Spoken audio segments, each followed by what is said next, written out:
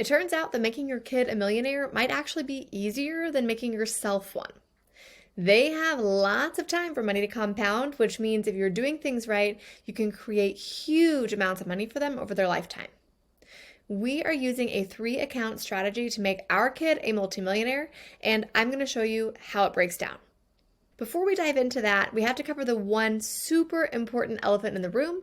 You shouldn't be investing for your kids if you are not already on track to make sure that you have an inflation-adjusted retirement in place where you can maintain your lifestyle.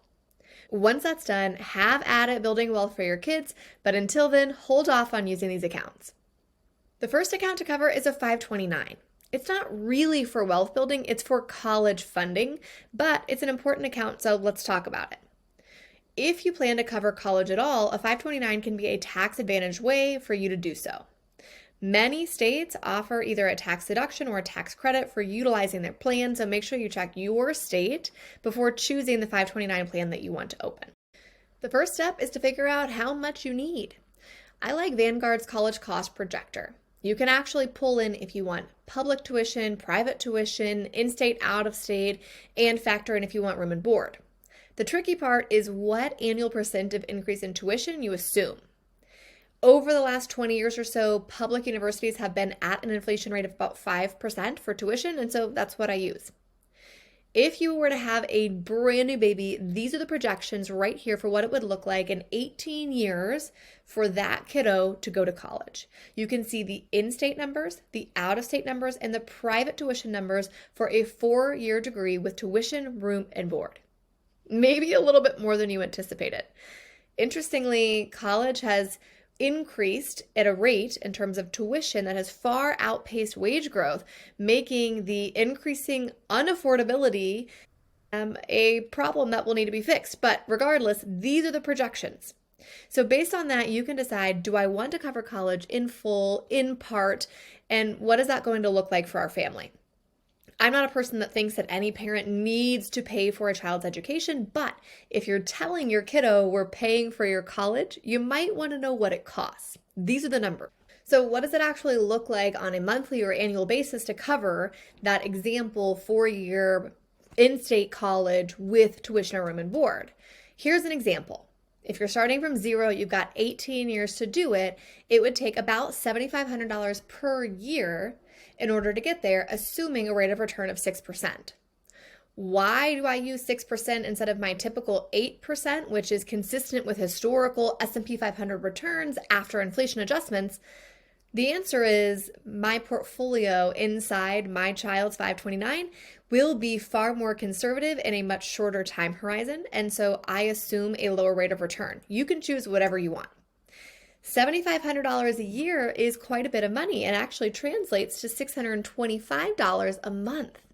That's a lot more than most people realize when they tell their kiddo, hey, I'm paying for your full college tuition. Now, if you're thinking, I'm not going to be able to do that, don't feel bad about that whatsoever. Whether or not this is right for your family is totally up to you. If you're feeling pretty nervous about having that much money in a 529 in case your kid doesn't go to college, there are a few ways you can navigate that. 1, you can transfer the beneficiary. 2, you can actually use it for K through 12 expenses or trade school or other things outside of a classic 4-year degree.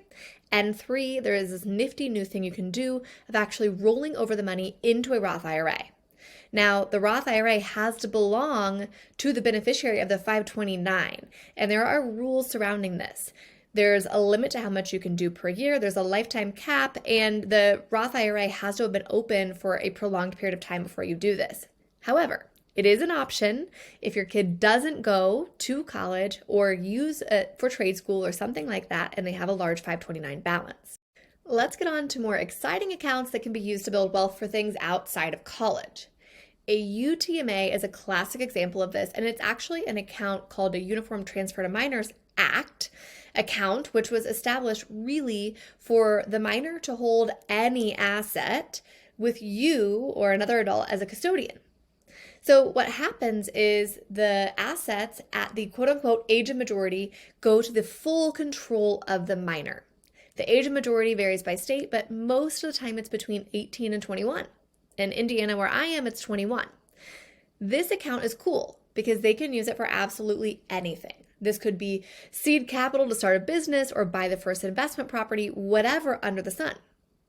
Exciting, except your kiddo is going to get full control over this money at 18 to 21. And those of us in medicine know that the frontal lobe is not yet fully developed. So that can make parents a little bit nervous. There are absolutely no guardrails on this account, so it can be used for anything or everything. It depends on how you look at it, if that's a pro or con.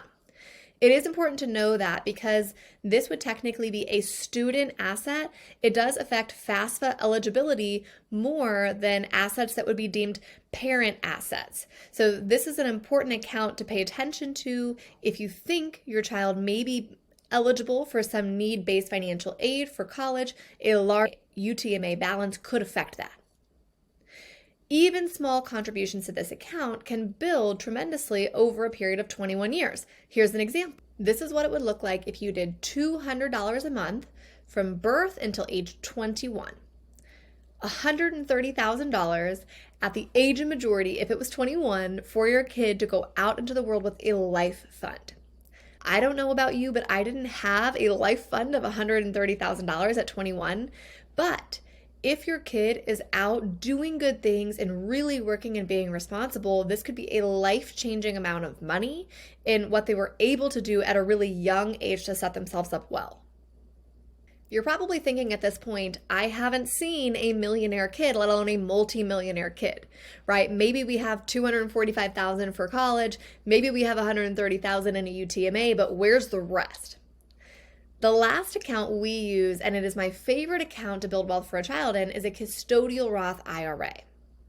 It is just like a regular Roth IRA that you or I would have, but you are the custodian and the account is on behalf of the minor. The downside is that your child has to report an earned income in order to be eligible to contribute. They cannot contribute more in any given year than they report as income. So for a lot of people, this is an older child that is working. For people who own businesses or have the ability to hire their child in some way at a younger age for an age-appropriate job, this can be a killer path to building wealth. Let me show you how it works. Because a Roth IRA has built-in rules about using the money, your child ends up with some guardrails around what they can do. The absolute best case scenario would be that they actually sit on this money all the way until their own retirement, which that is what gives you the big, big numbers at the end and what makes the multimillionaire kid. But regardless, there are some other things you can use a Roth IRA for to stay within the bounds of the account. One of those things, as you'll see here, is using the funds to buy your first home, $10,000 max. This is tax and penalty free. You can also use the funds towards qualifying educational expenses, medical expenses if they exceed a certain amount of your AGI, etc. So most of those things are things that as a parent, you would be really happy if your kid used the money for. And for that reason, I really like this account. But the reason I like it the most is what happens if you can educate your child and convince them to take this seed money and sit on it all the way until their own retirement. Let me show you what happened. Let's say you take that same $200 a month. You've hired your child as a model. We'll call it 2-year-old starting point. You've hired them as a model. You pay them what the IRS deems a reasonable wage for their job. You're compliant with all of the payroll metrics that go along with hiring your child. And as a result, you pay this child $200 a month. You put that money directly into their custodial Roth IRA. You do that all the way up until they're 18, and then you convince them, hey, look, can you continue to just do $200 a month into this account? Look what happens.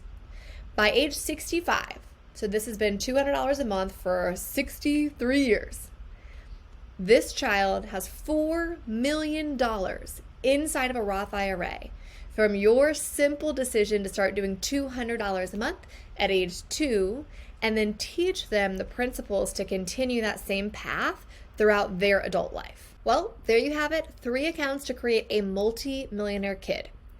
If instead of doing this, your jam is more making sure that you can retire early, make sure you watch my next video on planning for an early retirement from medicine.